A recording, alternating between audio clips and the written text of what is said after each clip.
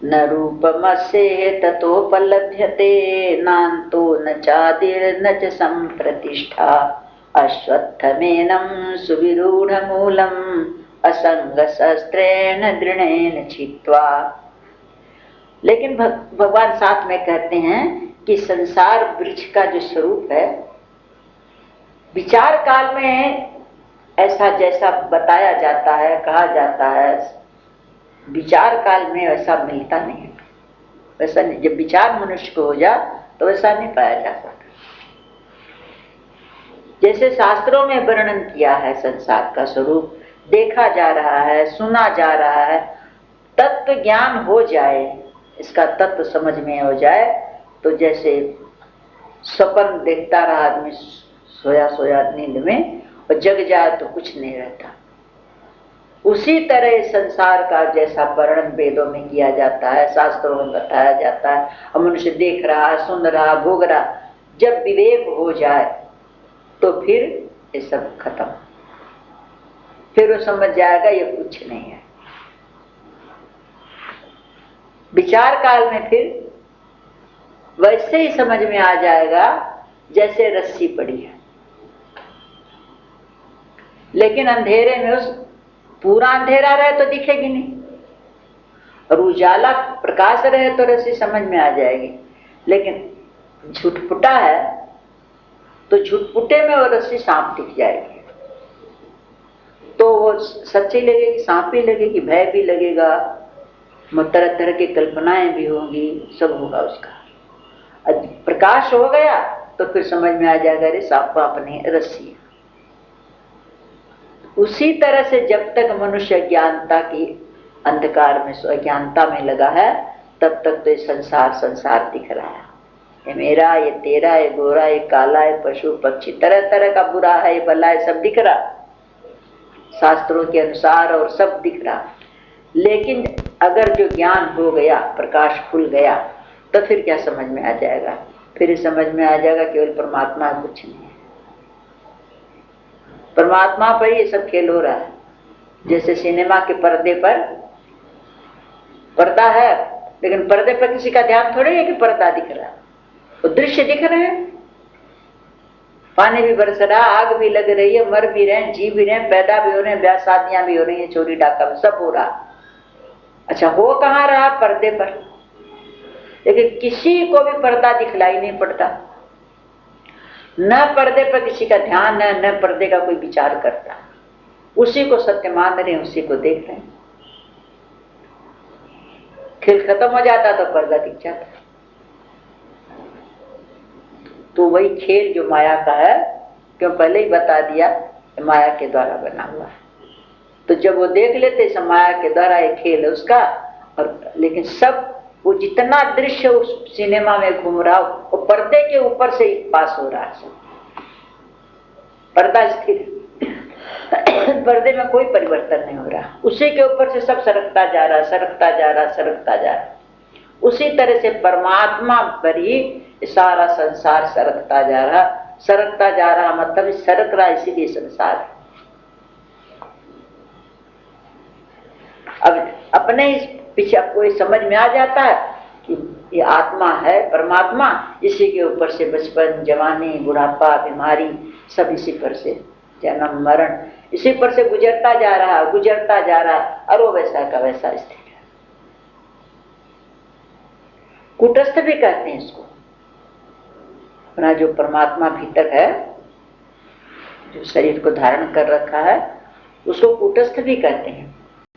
कूटस्थ उसको कहते हैं जो ये होता है ना, लोहार की निहाई, लोहा गड़ा रहता है, उसके ऊपर से उनके दादा परदादा पता नहीं कितने पीढ़ियों से वो निहाई रहती है, उसका कुछ नहीं बिगड़ता। और उसके ऊपर कितने हथौड़े टूट चुके होते हैं, कितने लोहे टूट चुके होते हैं, कितने लोहे उस पर कुट चुके होते हैं, और निहाई वैसे के वैसे रहती है। इसी तरह से परमात्मा जो आत्मा रूप से है, इसको चेतन देव जो है वो परमात्मा ही है। जैसे आकाश एक घड़े में आया तो घड़े का आकाश कहलाने लगा, वास्तव तो आकाश आकाश ही है। उसी तरह से परमात्मा है जीवों शरीरों में, लगता है छोटे में बड़े में, लेकिन उसमें कोई परिवर्तन नहीं है। उसी आत्मा पर से सब जवानी बुढ़ापा जन्म मरण चलता रहता है। वो कूटस्थ वैसे का वैसा ही, उसमें कोई फर्क नहीं पड़ता।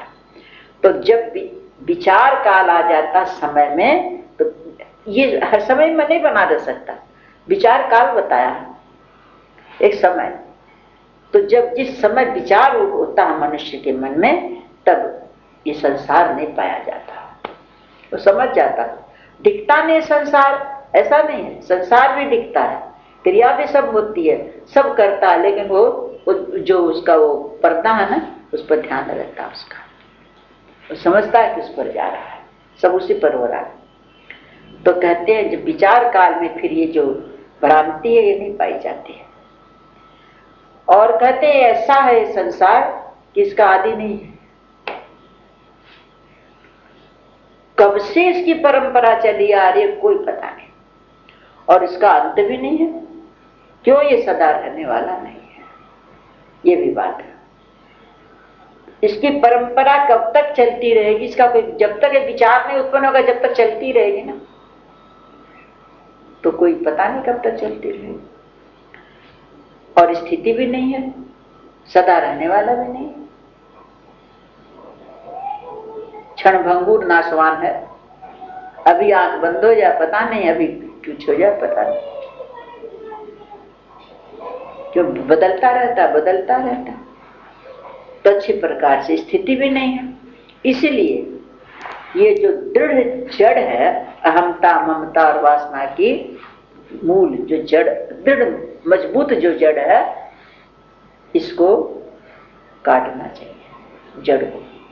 कैसे? वैराग्य रूप शस्त्र। वृक्ष की जड़ बड़ी दृढ़ है, मजबूत है, तो इसको काटना चाहिए, वैराग्य के शस्त्र से कटती है।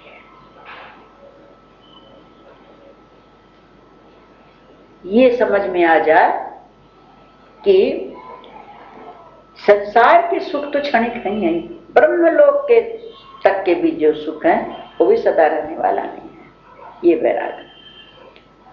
तो इसमें फिर समझ में आने से विषय रूप में जो सत्ता समझ में आ रही है कि सच है, ये सुख है, ये प्रीति है, बहुत सुंदर है, ये भावनाएं उसकी मिट जाती हैं।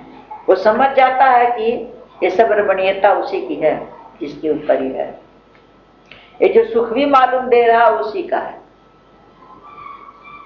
प्रीति भी करने जो कि वही है। तो ये दृढ़ वैराग है, छोड़ के भागना वैराग नहीं है, राग खत्म हो जाना वैराग है, आसक्ति। तो कहते असंग शस्त्र, आसक्ति रहित शस्त्र, आसक्ति का मिट जाना ही शस्त्र है। उसमें सुख का भासना, रमणीयता का भासना और दिखने में फर्क है। दिखती वो चीज है कि जो होती है, और भासना उसको कहते हैं कि हो नहीं और दिखे।